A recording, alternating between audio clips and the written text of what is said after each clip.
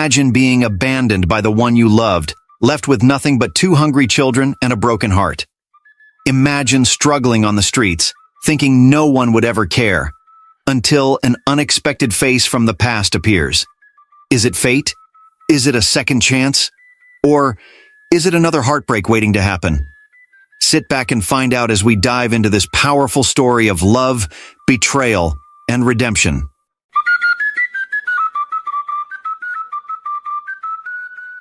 The streets of Lagos were alive with noise. Cars made their way through traffic. Pedestrians hurried along the sidewalks. Robert sat in the back of his black SUV, scrolling through his phone as his driver navigated the familiar morning rush. As they approached a busy junction, the car bumped slightly, dipping into a pothole. The driver slowed down, carefully navigating around the rough road. Robert looked up, noticing how rough the road was, but his eyes landed on something that made him freeze. By the roadside, a woman sat on the ground. Her back leaned against a small tree. Her clothes were worn out, her hair unkempt, and her arms held two little boys close. The children, no older than 4, held onto her, their small faces tired and weary. One wiped his face with the back of his hand, while the other stared blankly into the distance. Robert's chest tightened. There was something familiar about the woman, something from long ago. He leaned forward, narrowing his eyes. Could it be? No, it wasn't possible. Yet, as the car slowly moved forward, the uneasy feeling in his stomach grew stronger. His heartbeat quickened. It was her. Robert swallowed hard and quickly spoke. "Pull over," he instructed his driver. The driver obeyed, parking a short distance away. Without another thought, Robert stepped out of the car and walked toward the woman, his polished shoes tapping against the rough pavement. His heart pounded with every step. Standing just a few feet away, he hesitated, studying her face up close. There was no mistake. It was Amaka. Taking a deep breath, he mentioned her name. "Amaka?" The woman startled at the sound. Slowly, she lifted her head. Her eyes, once bright and full of life, were now dull and heavy with pain. The moment she saw him, she tensed up. Her mouth opened slightly, but no words came out. "Robert?" she finally managed to say, her voice weak. He was overwhelmed with emotions.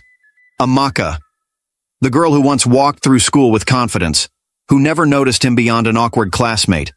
Now she looked broken, lost. For a few seconds, neither of them spoke. The noise of the city returned, but it felt distant.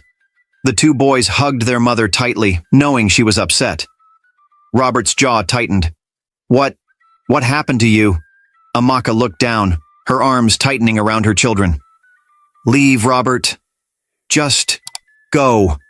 But he couldn't. Not after seeing her like this. Not after remembering who she once was. Something deep inside him refused to walk away. Amaka pulled her sons closer, as if shielding them from a danger only she could see. Her body shook slightly, and her lips trembled as she whispered, "Robert?" The way she said his name, soft, uncertain, sent a strange feeling through his chest. This was not the Amaka he remembered. She had once been full of life, always surrounded by friends, always laughing. She had been the girl everyone admired, the one he had secretly liked from afar. Back in school, she never saw him. Not really. She was the shining star, and he was just another boy in the background. And when he finally gathered the courage to talk to her, she had laughed. Not cruelly, but the kind of laugh that made it clear he was not someone she would ever consider important. But now, the confident girl he had admired was gone. She had become a woman that looked exhausted, holding on to her children like they were the only thing keeping her afloat. Robert swallowed, suppressing the pain of past memories. Amaka let out a shaky breath, her fingers gripping the thin fabric of her son's shirts. The boys held on to her, their eyes glanced between her and the strange man standing before them. Robert took a step closer, his voice gentle but firm. "Amaka, what happened? How did you end up here?" She lowered her eyes. "It doesn't matter, just leave, please." Robert's chest tightened. "Amaka, this isn't right. You don't belong here. You were supposed to have a good life." She let out a weak, bitter laugh. "Life happened, Robert, and not everyone gets a second chance." He looked at her children, then at her, with compassion. Let me help you. Her head snapped up, her eyes flashing with something. Anger, shame, fear. Help? You don't understand. You can't just fix everything. Some things are too broken to be fixed. Robert exhaled, steadying himself. Maybe, but that doesn't mean you have to face it alone. Amaka turned away, holding her boys tighter. Just go, Robert. This isn't your problem.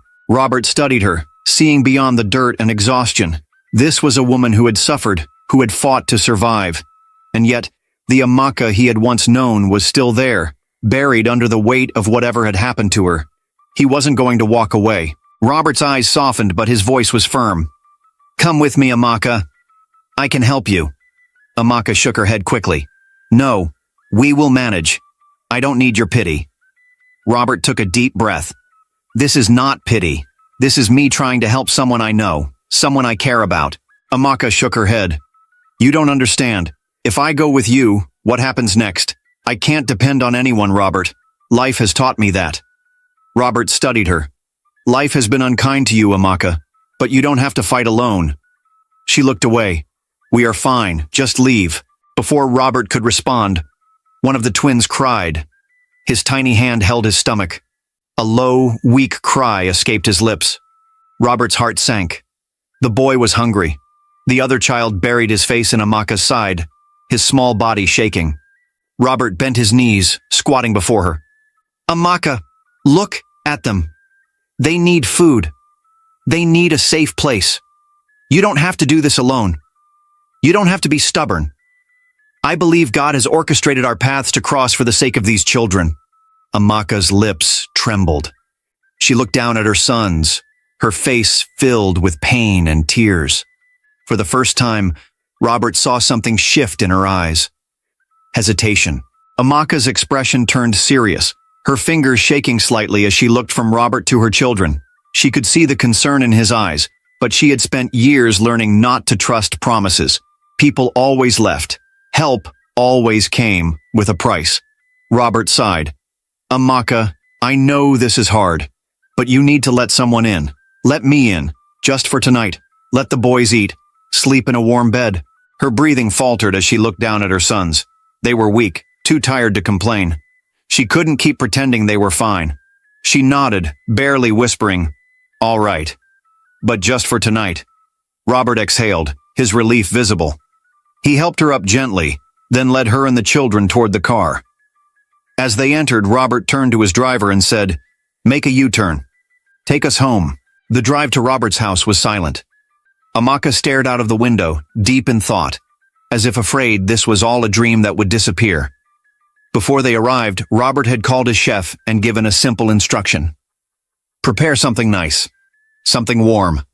He wanted Amaka and her children to have the best meal they had eaten in a long time. When they arrived, she hesitated before stepping out. The house before her was huge, glowing with warm lights. The boys clung to her legs, their eyes wide in amazement. Inside, the air smelled fresh, the floors sparkled, and everything felt soft and welcoming. The twins looked around in awe, their little fingers brushing against the couch. But Amaka felt out of place. The walls were too clean, the furniture too expensive. She had spent years in the dirt. She didn't feel she belonged here. Robert placed a gentle hand on her shoulder. You don't have to feel this way, Amaka. You and the boys are safe here. She swallowed hard, fighting the lump in her throat. Safe. She had not felt that in a long time. The dining table was filled with steaming plates of food, jollof rice, fried plantain, and bowls of pepper soup. The rich aroma filled the air, but Amaka hesitated, her fingers gripping the edge of her chair. Her sons, however, had no such doubts. As soon as the plates were set before them, they eagerly started eating. Amaka watched them, her heart aching. For months, they had survived on scraps, eating only when a kind stranger offered something. Seeing them eat a proper meal now felt unreal. Robert, seated across from her, noticed the way she held back. Amaka, eat. You don't have to be afraid. Her lips trembled as she picked up a spoon. She took a bite of the rice. The rich, spicy taste filled her mouth, and before she realized it, tears welled up in her eyes. She covered her mouth, trying to hide her emotions. Robert saw and pretended not to notice. He simply poured her a glass of water and slid it toward her. Take your time. Amaka swallowed hard, blinking rapidly. Thank you, she whispered. Her sons, unaware of their mother's struggle, continued eating happily. One of them, with food on his cheek, looked up and smiled. Mommy, this is the best food ever. A shaky smile broke through Amaka's tears. I know, my love. I know. After eating, the boys were taken to a guest room where a housekeeper helped them clean up and get into fresh clothes. Amaka, now alone with Robert in the living room, sat stiffly on the edge of the couch. The warmth of the house, the soft glow of the lamps. It all felt too comfortable, too unfamiliar. Robert sat across from her, studying her carefully. Amaka, what happened? How did you end up like this? She exhaled. It's a long story. I have time. Amaka folded her hands together, staring at the floor. After a moment, she let out a deep sigh. I was young and foolish, she began. When I met Amika, he was everything I thought I wanted. Charming, confident. He had a way of making me feel like the only woman in the world. Robert remained quiet, listening. He promised me heaven and earth. He talked about a future, about a big house, about children running around in a beautiful home. I believed him. I trusted him. But when I told him I was pregnant, everything changed. She paused, her eyes dark with memories. At first, he pretended to be happy, but I saw the fear in his eyes. Then, little by little, he started avoiding me. Calls went unanswered. Messages were ignored. Then one day, he was gone. Just like that. Robert clenched his jaw. So, he just abandoned you? Yes, Amaka whispered. And I was left with nothing. No job, no money, no support. My father threw me out, said I had brought shame to the family. My mother cried, but she couldn't stop him. I had nowhere to go. I struggled, Robert. I begged for jobs. I did everything I could to take care of my boys, but it was never enough. Robert clenched his fists, his chest tightening with rage. That man left you to suffer? He didn't even check on his children? Amaka shook her head. Not once. Not a single phone call. He never even saw them. Robert exhaled sharply. Where is he now? Do you know? I have no idea. I stopped looking. After a while, I realized he was never coming back. Robert's fingers dug into the armrest of his chair. A real man doesn't abandon his children. He doesn't leave the woman he claimed to love to suffer like this. Amaka gave a bitter smile. Emeka was never a real man. He was just a coward in a nice suit. Robert shook his head. If I ever find him... Amaka placed a hand on his arm, stopping him. Robert, it doesn't matter anymore. What matters now is my boys. They need stability. They need a future. Robert took a deep breath, trying to control his anger. And they will have one, Amaka. You don't have to do this alone anymore. I won't let you. Tears welled in Amaka's eyes. But this time, they were not just from pain. They carried something else. Hope. Amaka looked down. I made a big mistake, Robert. I was proud. I never imagined I'd need help. Robert leaned forward, his eyes soft but serious.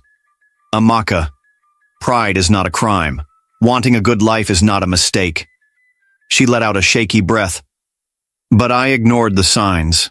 I should have known Emeka wasn't the man I thought he was. People warned me, but I didn't listen.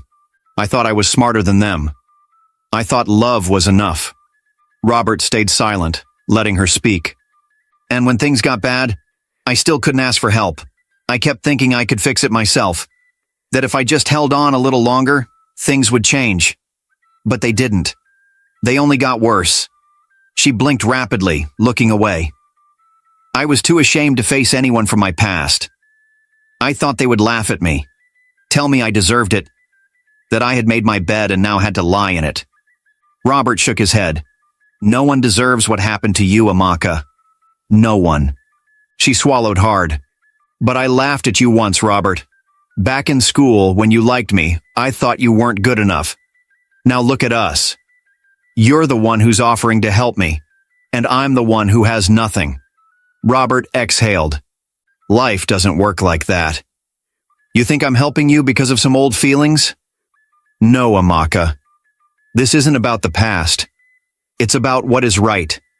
And leaving you on the streets with those boys would be wrong. Amaka's lips trembled, but she said nothing. Robert sighed, rubbing his palms together before speaking again. You don't have to be ashamed, Amaka. Everyone makes mistakes. She shook her head. But I don't want to be a burden to you. Robert let out a short laugh. A burden? Do you know how many people I help that I don't even know? You are someone I grew up with, someone I once cared about. If I can help strangers, why wouldn't I help you? Amaka's eyes filled with tears again, but she quickly wiped them away. I just don't want to feel like I owe anyone. Robert nodded. Then don't. Consider this a second chance, not a debt. A chance for you to get back on your feet, for your boys to have a better life. She took a deep breath, staring at her hands. Slowly, she nodded. Okay, Robert. I'll try. Robert smiled, the first genuine smile he had shown all day. That's all I asked. The next morning, Robert arranged for Amaka and the boys to get new clothes. He led them to a boutique in a quiet part of town, where a kind-looking woman welcomed them with a warm smile.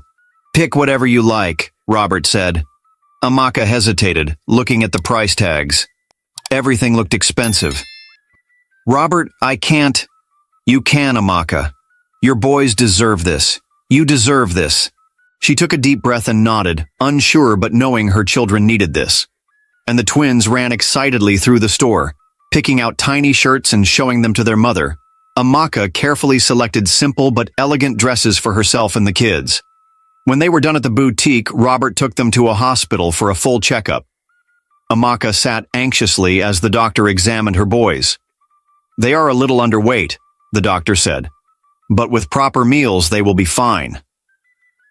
Amaka let out a breath she didn't realize she had been holding.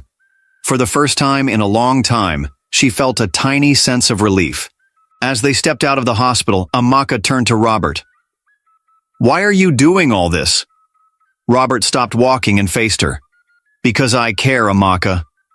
She folded her arms, looking at him with suspicion. People don't just help for no reason, Robert. What do you want from me? Robert sighed. Not everything in life comes with a price. I just want to see you and the boys safe. Amaka studied him, trying to read his face. She had spent so long struggling, so long expecting the worst, that kindness felt strange to her. I don't know how to trust anymore, Robert. Then don't trust me yet, he said simply. Just take things one step at a time.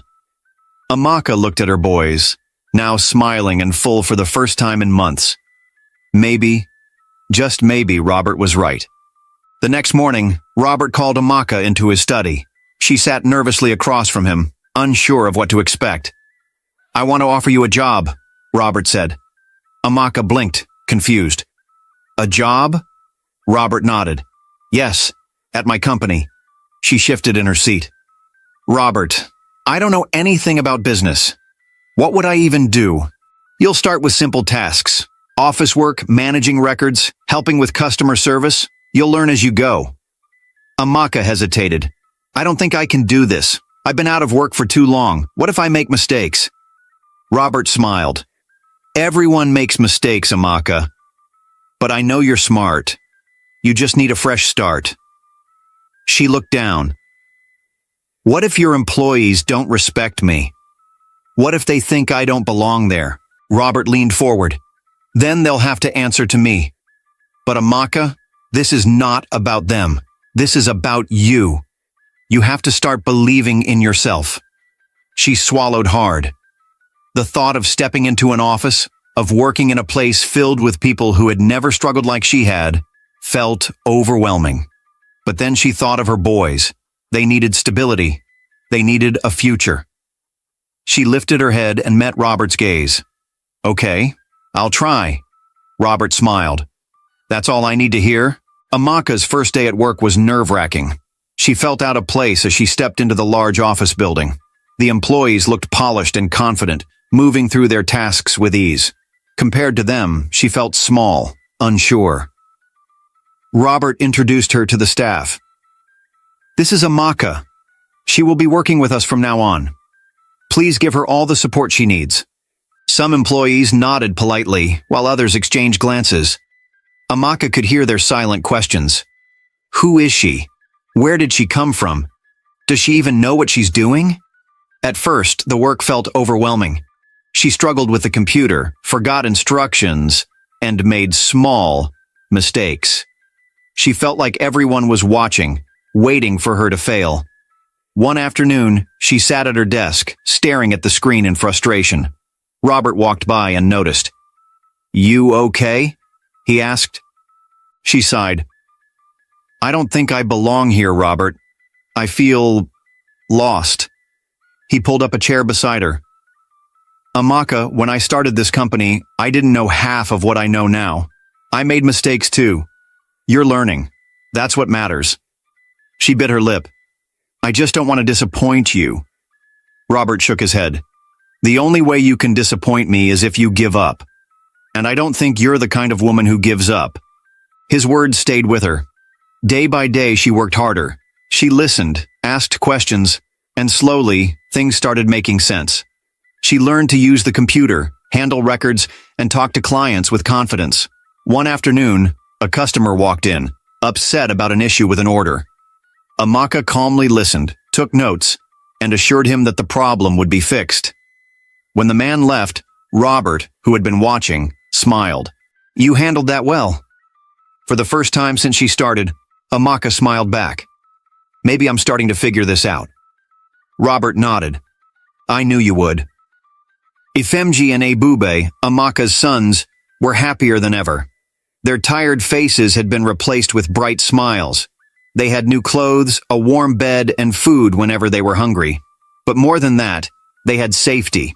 Each morning they ran around the house, playing and laughing like children should. They followed Robert everywhere, calling him Uncle Robert. They would sit with him when he read the newspaper, ask him endless questions about his work, and climb onto his lap without hesitation. One evening, as Robert sat in the living room, Ifemji climbed onto the couch beside him. "Uncle Robert, will we stay here forever?" Robert looked at the boy's hopeful eyes and smiled. "For as long as your mother wants." Ibu Bear, who had been playing on the floor, looked up. "Mommy is happy here. She doesn't cry at night anymore." Robert's heart clenched. He reached out and ruffled the boy's hair. "That's a good thing, isn't it?" Ifemji nodded. "Yes! And we love it here too." Amaka, standing by the doorway, watched the scene unfold.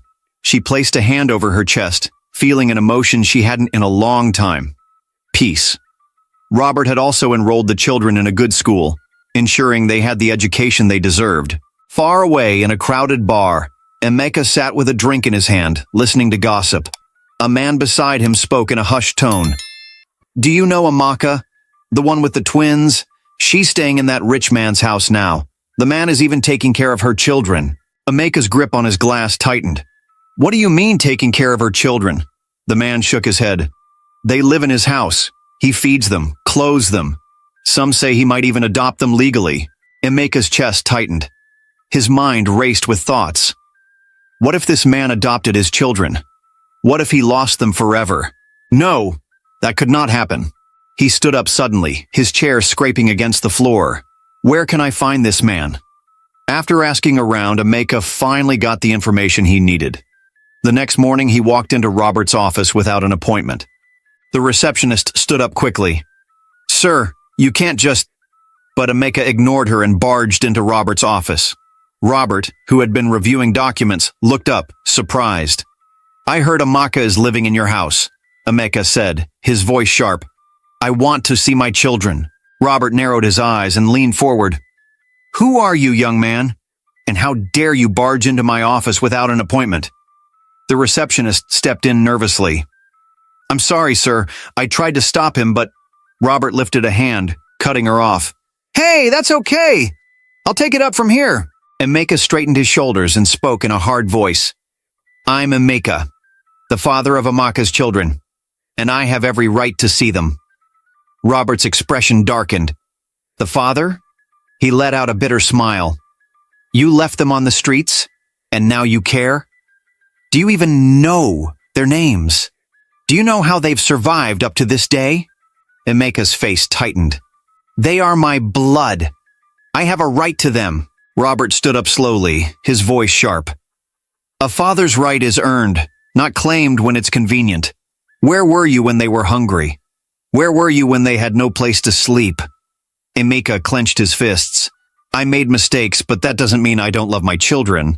I want to see them now. Robert shook his head. You don't get to walk in here and demand anything. If you truly cared, you wouldn't have let them suffer in the first place. At that moment, the door opened and Amaka walked in. She stopped when she saw Emeka, her face twisting with anger. For a moment, the room was silent.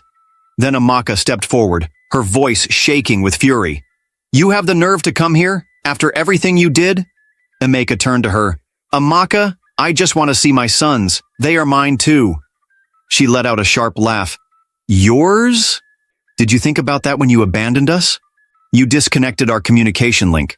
Where were you when I begged on the streets just to feed them? When I carried them in my arms at night, wondering where we'd find our next meal? Emeka swallowed hard. I made mistakes. No! Amaka cut him off, stepping closer. You made a choice. You chose to leave. You chose to let us suffer while you went on with your life. You don't get to walk in now and act like a father. You don't deserve them. Emeka's face darkened. You can't keep them from me. They are my children. Amaka's eyes burned with anger. No, Emeka. They are my children. I was the one who raised them. I was the one who protected them. I was the one who suffered for them. Where were you? Emeka's mouth opened, but no words came out. Amaka took a deep breath, her hands shaking. You had your chance, Emeka. My sons don't need an unreliable father, and I will not let you hurt them. Robert finally spoke. You heard her. Now leave. Emeka stood frozen, his fists clenched. He looked at Amaka, then at Robert, then back at the door, as if searching for a way to regain control. But he saw it clearly now. He had lost. Amaka's eyes held no fear, no longing, no regret. Only certainty. His lips parted as if he wanted to argue, but nothing came out. He knew there were no words that could undo the past. No excuse that would erase his absence. Finally, he let out a heavy breath and turned towards the door. Without another word, he walked away. Amaka stood still, listening as his footsteps faded. When the door shut behind him, she let out a long breath she didn't know she had been holding. Her hands trembled slightly, but it wasn't from fear. It was from relief. Robert watched her closely. Are you okay? Amaka nodded. For the first time in years, I think I am. Days turned into weeks, and life slowly settled into something Amaka had never thought possible. Peace. The twins were thriving. Ifemji and Ebube no longer looked at the world with tired, fearful eyes. They laughed more, played without worry, and ran into Robert's arms each evening when he returned from work. One afternoon, Amaka and Robert sat outside in the garden, watching the boys chase each other around. Amaka looked at Robert. I don't think I ever thanked you properly. Robert smiled. You don't have to. Seeing you and the boys happy is enough. She looked him in the eye, and for the first time, she allowed herself to feel something she had buried for years. One evening, Robert and Amaka sat on the balcony. Amaka was scrolling through her phone when Robert exhaled slowly and turned to her. Amaka, I need to tell you something, he said, pausing, his voice steady but serious. Amaka looked at him, sensing the weight of his words. What is it? He hesitated for a brief moment, then spoke. Amaka, I have loved you for years, but this time, I want you to choose me for who I am, not what I have. Amaka's breath caught in her throat. She wasn't expecting this. Not now. She searched his face, looking for any sign that he was joking, but Robert's eyes held nothing but honesty.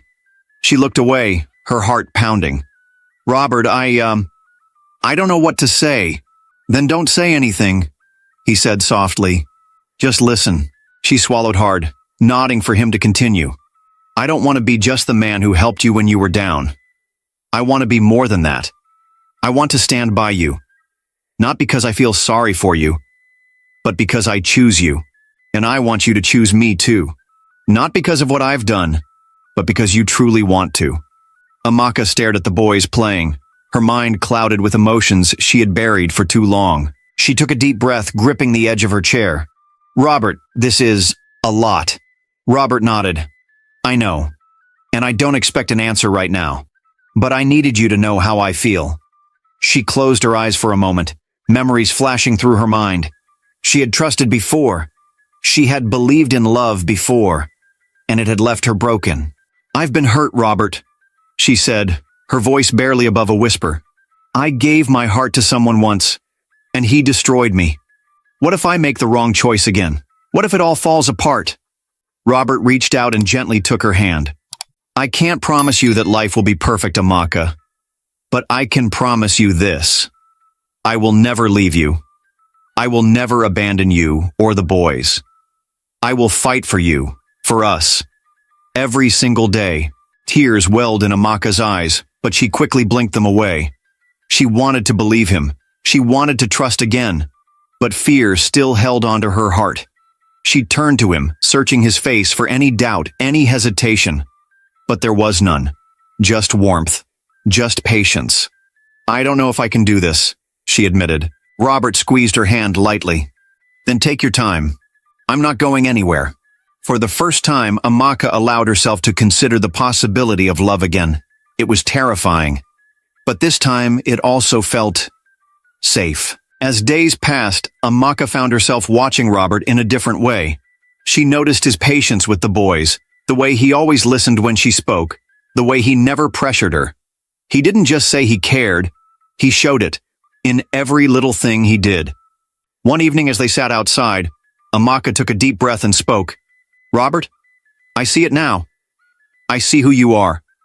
And I know now that I love you too. Robert's eyes softened, and for a moment, he said nothing. Then he smiled. Are you sure? Amaka nodded. Yes, I am.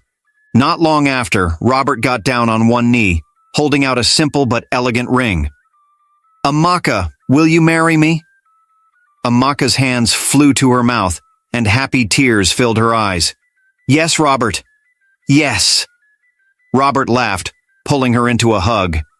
A few days later, Robert brought up something important. Amaka, I think it's time we visit your family. Let's make peace with them. Amaka frowned. Robert, my father threw me out. He didn't care what happened to me. Why should I go back? Robert took her hands in his. Because forgiveness is not for them. It's for you. And maybe, just maybe, they regret what they did. After much thought, Amaka agreed. They traveled to her family home, taking the twins along. When they arrived, her mother broke down in tears, holding Amaka tightly. My daughter, I have missed you so much. Her father, looking older and weaker, stepped forward, his voice shaking. Amaka, I was wrong. I let my pride drive you away. Can you ever forgive me? Tears streamed down Amaka's face. She had carried this pain for years, but in that moment, she let it go. Yes, Papa, I forgive you. Robert cleared his throat and spoke with respect.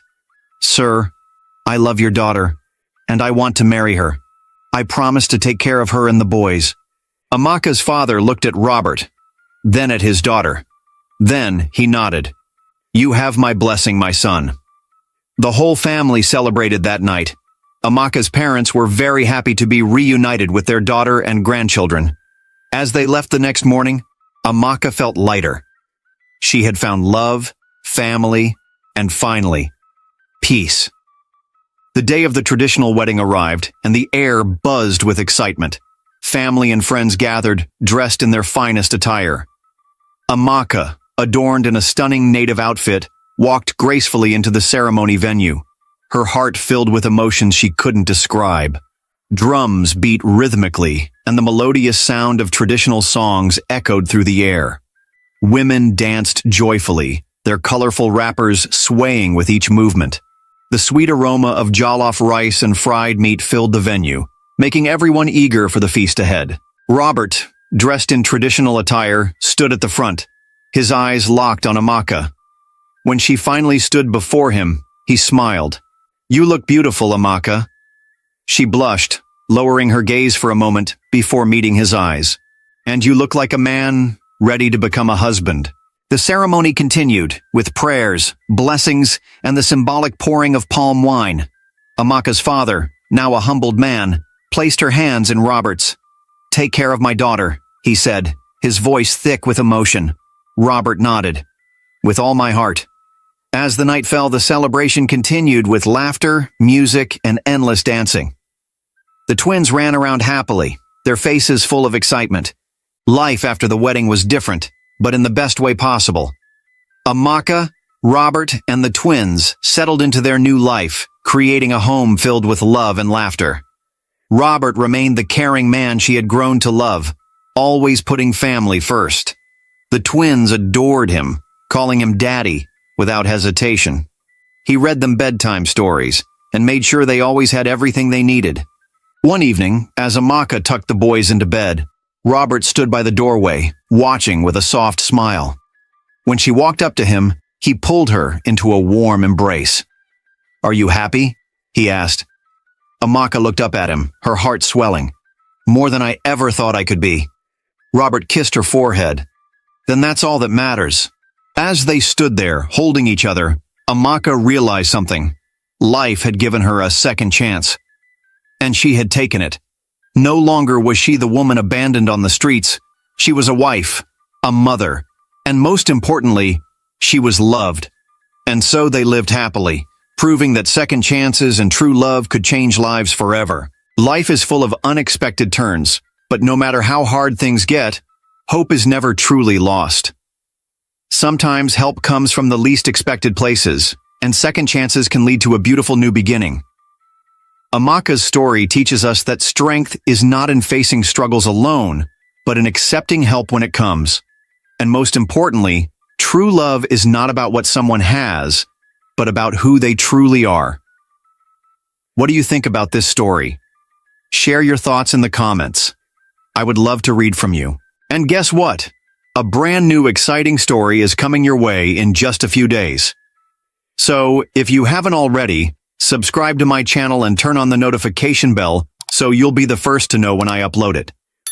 If you enjoyed this story, don't forget to hit the like button and share it with your friends. Thank you so much for your support, and see you in the next story.